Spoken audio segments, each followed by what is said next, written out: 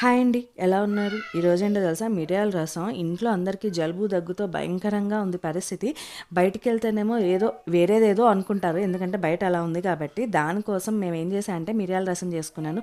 మిరియాలు, జీలకర్ర, వెల్లుల్లిపాయలు బాగా దంచుకున్నాను. ఒక ప్యాన్ పెట్టుకుని దాంట్లో ఆయిల్ ఏసుకొని, జీలకర్ర, మేము ఆవాలు వేసుకొని, టమాటా, కరివేపాకు వేసుకుని బాగా మగ్గనియాలి. ఇందులోనే ఇంగు వేసుకుని ఆల్రెడీ మనం దంచి పెట్టుకున్నాం కదా, అది కూడా వేసేసుకుని కొంచెం బాగా వేయించామనుకోండి పచ్చివాసన పోతుంది.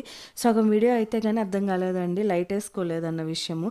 అంతలా ఉంది జలుబు, తలంతా పట్టేసి దగ్గి దగ్గి తలకాయ నొప్పి కూడా వస్తుంది. ఇందులో చింతపండు రసం కూడా పోసేసుకుని 2 పొంగులు రానిచ్చి లాస్ట్లో కొత్తిమీర వేసుకుని దించేసుకోవటమే.